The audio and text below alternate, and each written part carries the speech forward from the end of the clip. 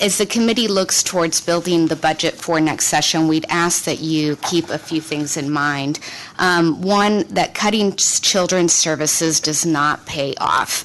You heard yesterday the presentations. They're the largest group population in Medicaid, but they're the most affordable to cover.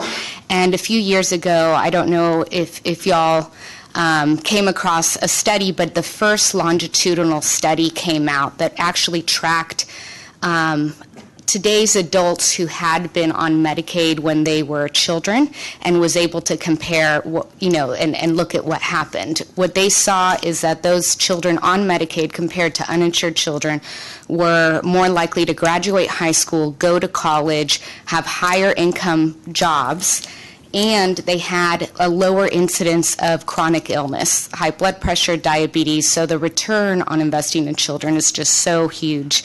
The other point that we wanted to bring up is we heard yesterday about the caseload growth.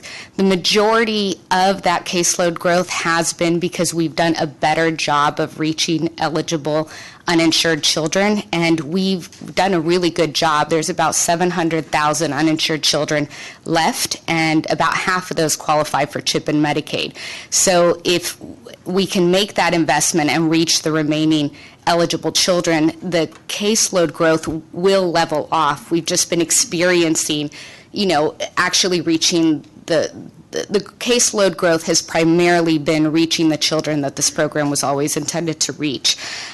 We had the Committee on Public Health had a great hearing earlier this week about the incidence of chronic illness and the cost to the state, and they are really huge. It's a huge economic impact to our state, and one of the driving points was that the best way to curb those costs is to make sure children are covered early so that you can curb the incidence of chronic disease later on.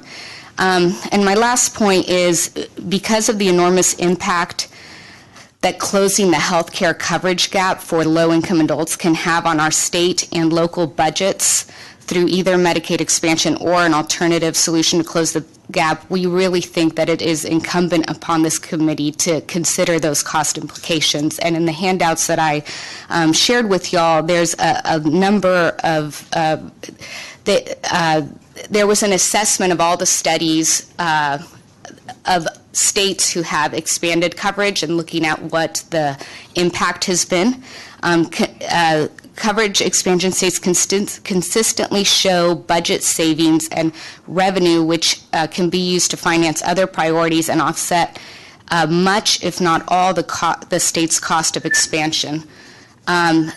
Importantly, if I can just throw one more point in, Medicaid spending grew more slowly in states that expanded. And I put a chart in the documents that was that a beep for me? Okay, or another beep. I'll just close with this chart. You'll see in the chart the orange is Medicaid enrollment. The dark blue is total Medicaid spending. Yes, in states that expanded coverage, you had more Medicaid enrollment, you had more total Medicaid spending. But the important part is the lighter blue bar.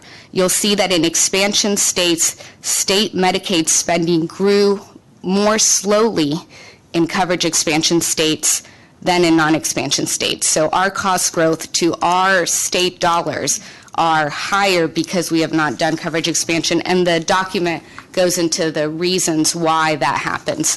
Thank you so much for the opportunity to testify.